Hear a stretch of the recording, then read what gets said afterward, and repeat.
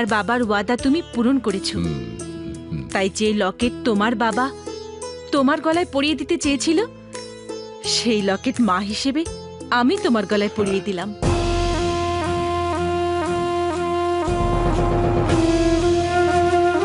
যে মা আমাকে জন্ম দিয়েছে তার আদর স্নেহ আমি কোনোদিন পাইনি, তাই এটা আমার কাছে উপহার নয়, আশীর্বাদ।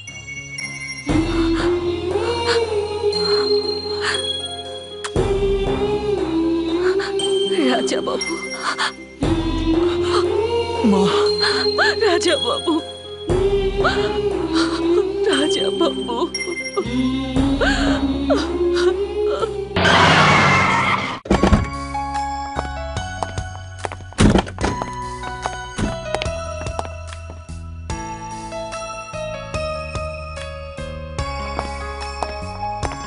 আসসালামু আলাইকুম রাজা বাবু।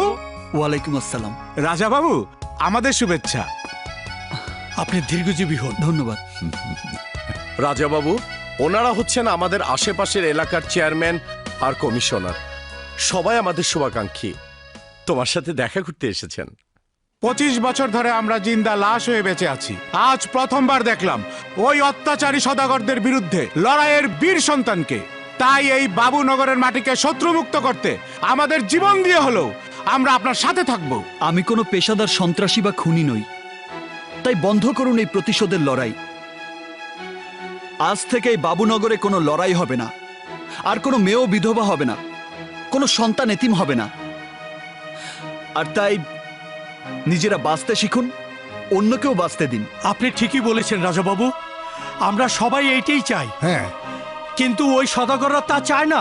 আপনার বাবা ওদের কাছে পরাজিত হওয়ার পর থেকে এই বাবুনগরে জন্ম নেওয়া ছেলে সন্তানদেরকে ওরা খুন করা শুরু করে। হ্যাঁ, সেই সময় হাজারো ছেলে সন্তানদেরকে অন্যত্র সরিয়ে ফেলেছিলাম। তারপরেও অনেককে খুঁজে বের করে ওরা হত্যা করেছে। জানি না কতজন বেঁচে আছে। আপনি আসার পরেও কি আমরা সেই কষ্ট নিয়ে বেঁচে থাকবো? না, কারণ আপনজন হারা জীবনের দুঃখ কষ্ট কি তা আমার ভালো করেই জানা আছে। তাই যে সন্তানরা এলাকার বাইরে রয়েছে তাদেরকে ফিরিয়ে এনে তাদের মায়েদের চোখের পানি আমি মুছে দেব, আর শত্রুদেরকে বন্ধুতে পরিণত করব। এটা আমার ওয়াদা। আপনারা সবাই আমার জন্য দোয়া করবেন। আসসালামু আলাইকুম। ওয়ালাইকুম আসসালাম।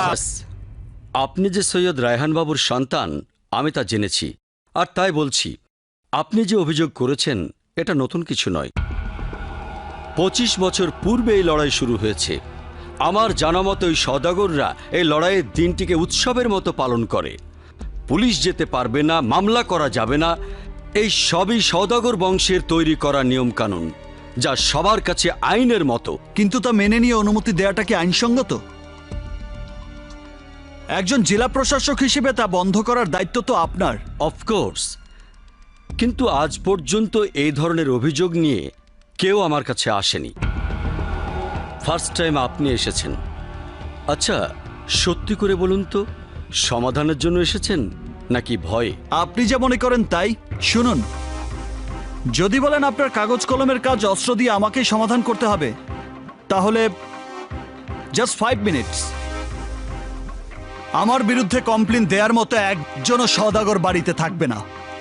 তাই এই ধরনের ঘটনা যেন না ঘটাতে হয়, সেই আশাই আপনার কাছে এসেছি। প্লিজ, আপনার দায়িত্বটা আমাকে দিয়ে পালন করাতে বাধ্য করবেন না। আপনার এই সিনসিয়ারিটি আমাকে মুগ্ধ করেছে। আমি আমার দায়িত্ব অক্ষরে অক্ষরে পালন করব। All the best.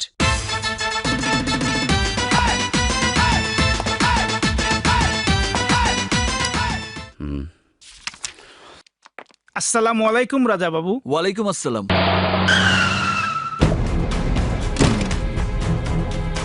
হঠাৎ আপনি এখানে? ডিসি সাহেবের সাথে একটু কাজ ছিল। ও আচ্ছা, আসি। জি। Thank you. আসসালামু আলাইকুম।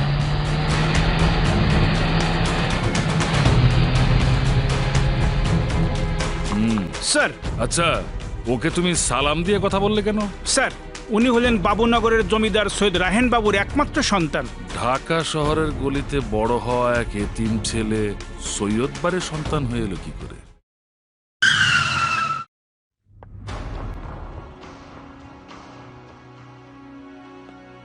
আসসালামু আলাইকুম স্যার। ওয়ালাইকুম আসসালাম। আপনি এখানে? হ্যাঁ হ্যাঁ এটাই তো। জি সাহেব।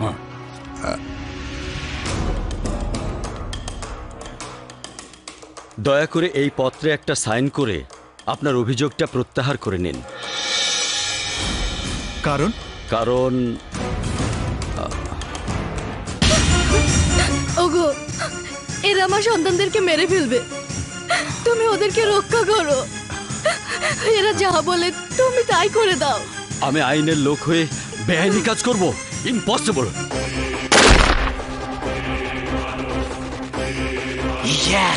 সবাই ভেবে কাজ করে, আর আমি কাজ করি সবাই ভাবে। এই শহরে সবাই একজন আরেকজনের নামে তোমার কাছে অভিযোগ করতে পারবে, কিন্তু ভুলেও আমাদের ব্যাপারে নয়। কারণ চোখ আছে বলে সবকিছু দেখতে নেই, কান আছে বলে সবকিছু শুনতে নেই। আমি ডায়মন্ড, ডেঞ্জারাস করাত, যাকে ধরি সে হয়ে যায় বরবাদ। না সাহেব, আমার স্বামীর ভুল হয়ে গেছে, ওকে ক্ষমা করে দি। আপনাদের নামে দেওয়া অভিযোগ প্রত্যাহার করে নেওয়ার দায়িত্ব আমার।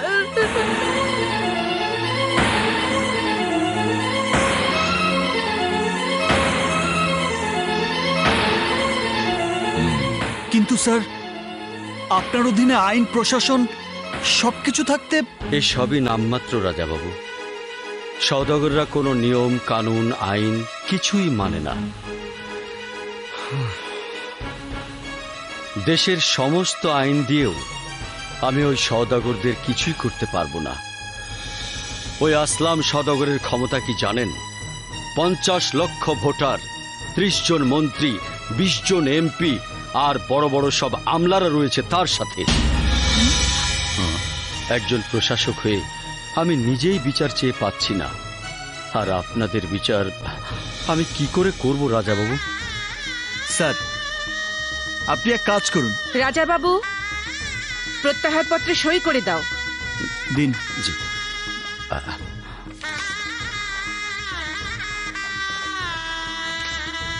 নিন। Thank you. আল্লাহ আপনাকে বাঁচিয়ে রাখুক।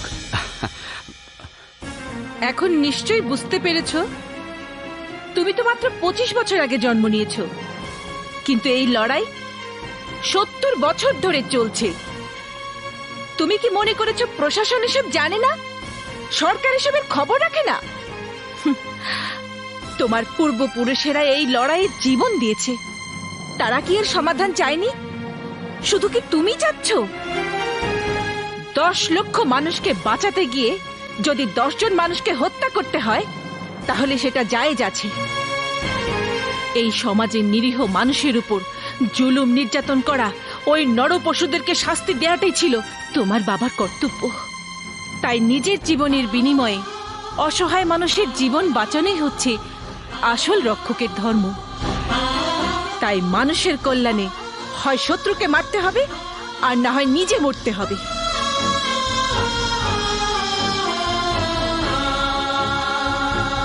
তোমাকে নিষ্পাপ অসহায় মানুষদের নেতা হিসেবে অস্ত্র হাতে তুলে নিয়ে এই দুই পরিবারের বিরোধকে মীমাংসা করতে হবে।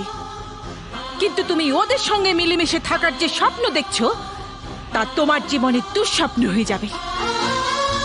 তাই তোমার ধর্ম হবে এই সৈয়দ পরিবার আর বাবুনগরের অসহায় মানুষদেরকে রক্ষা করা। না মা, যে কোনো সমস্যা সমাধানের প্রথম কাজ হচ্ছে আলোচনা করা, আর শেষ সমাধান হচ্ছে মরণ খেলা। এখন আমি কোন পথে যাব তা উপরওয়ালাই ঠিক করে দেবে।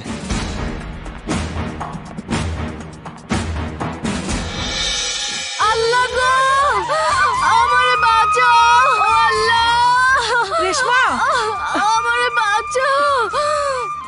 ভয় করিস না বোন, আল্লাহকে ডাক। বাবা, কি হয়েছে রে মা? রেশমার ডেলিভারি পেইন উঠেছে বাবা। আচ্ছা, রেশমাকে এখনই হাসপাতালে নিয়ে যেতে হবে বাবা, তুমি তাড়াতাড়ি ব্যবস্থা করো। ছোট সাহেব, ছোট সাহেব, কি হয়েছে? বাবুনগরে এক সন্তান জন্ম নিতে যাচ্ছে। কি বলছিস? ওই রাজা বাবু বলেছিল আমাদের বংশের কেউ কোনো ছেলে সন্তান জন্ম দিতে চাইলে ওর ভয়ে আমাদের বুক থরথর করে কেঁপে উঠবে। অসম্ভব ড্যাডি, আমাদের নয়, ভয় কেঁপে উঠবে ওই রাজা বাবুর বুক। শোন, বাবুনগরে যে সন্তান জন্ম নিতে যাচ্ছে, আমাদের লাল চোখ দেখে সে যেন জন্ম নেওয়ার আগে হার্ট অ্যাটাক করে মারা যায়, তার ছোট্ট একটা নমুনা ওই রাজা বাবুকে দেখিয়ে আয়। যা। ঠিক আছে, এই চল।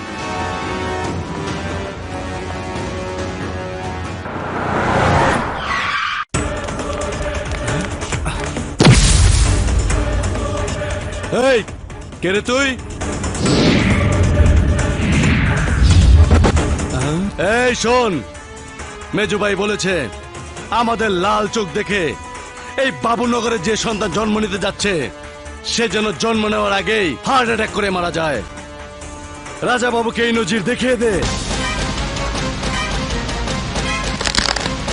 এই যা, দেখিয়ে দে।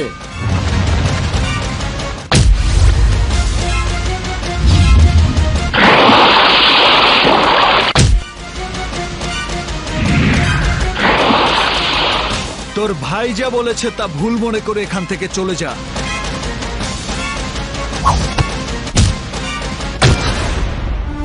এই, আমার ছোটবেলা থেকে এটা অভ্যাস, আমি নিরপরাধ কারো গায়ে হাত তুলি না, আর যে অপরাধ করে তাকে ধরলে মৃত্যুর দুয়ারে না নিয়ে ছাড়ি না।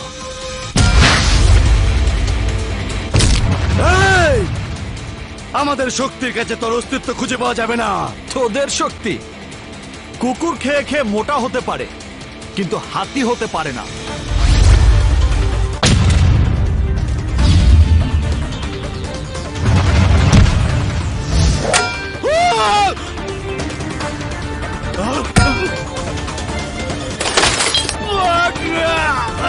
তোর মাথা বেশি গরম, তাই ঠান্ডা করার ব্যবস্থা করছি।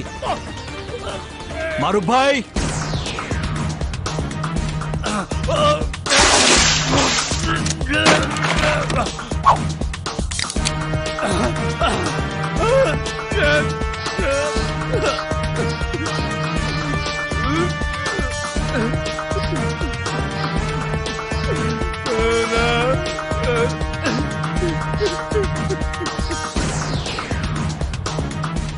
মনে রাখিস, no commitment, no appointment, only punishment.